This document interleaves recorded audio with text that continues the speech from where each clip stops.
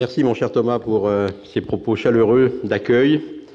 Chers amis du Collège de France, chers amis tout court, c'est donc pour la troisième année consécutive que nous sommes réunis dans cette grande et belle maison du Collège de France pour notre Mécène Forum qui est devenu, me semble-t-il, je l'espère en tout cas, un rendez-vous incontournable pour tous ceux, mécènes, philanthropes, porteurs de projets, institutions, représentants de la puissance publique, qui veulent travailler ensemble aux problématiques de l'intérêt général et aux solutions à y apporter.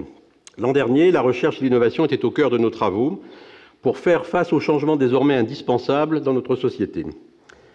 Le temps, depuis l'année dernière, semble s'être accéléré. L'urgence, la gravité, la multiplicité des problèmes ne font que croître. Les ressources publiques se font plus rares et le relais pris par les ressources privées n'est ni suffisant à ce stade, ni suffisamment rapide. Les réformes se multiplient, la puissance publique se penche sur le rôle social de l'entreprise, ce qui est bien, mais envisage de nouvelles contraintes et limites sur le mécénat, ce qui est beaucoup moins bien. Les évolutions fiscales ne prennent pas suffisamment en compte leurs conséquences sur le don et donc sur le financement du monde associatif. Les défis sont de plus en plus nombreux et complexes, et je pense que nous en sommes tous conscients tous les jours. Les mécènes évoluent eux aussi. Ils se font plus investisseurs, plus que purement donateurs. Ils sont soucieux de l'impact de leurs actions et cherchent davantage à s'engager aux côtés d'autres opérateurs, publics ou privés, dans une approche enfin plus collective ou en tout cas plus concertée.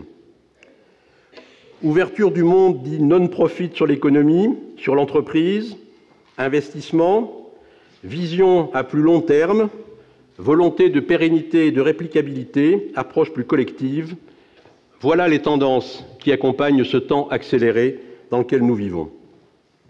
L'ouverture internationale reste en revanche encore assez modeste, il faut le reconnaître. Certes, la philanthropie américaine, qui est riche, créative, exemplaire parfois, pas toujours, mais parfois, n'est pas sans influence. Mais les bonnes pratiques sont encore insuffisamment partagées et les synergies européennes encore rares. L'Europe, on le sait tous, c'est une grande préoccupation d'aujourd'hui. Elle peine à se construire, elle peine à trouver sa place, elle est rejetée par les nationalismes en tout genre et les populismes grandissants. Alors, travaillons à une possible Europe des mécènes. Elle est aujourd'hui en jachère, ou presque, malgré, il faut le reconnaître, quelques belles initiatives. Or, l'intérêt général, dont les grandes problématiques se retrouvent partout, universellement, mérite une approche collective, un rassemblement des forces, des ressources et des compétences. Comment aller plus vite, plus loin dans ce rassemblement, dans cette mise en cohérence des objectifs?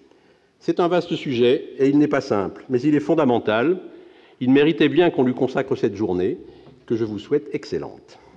À tout à l'heure.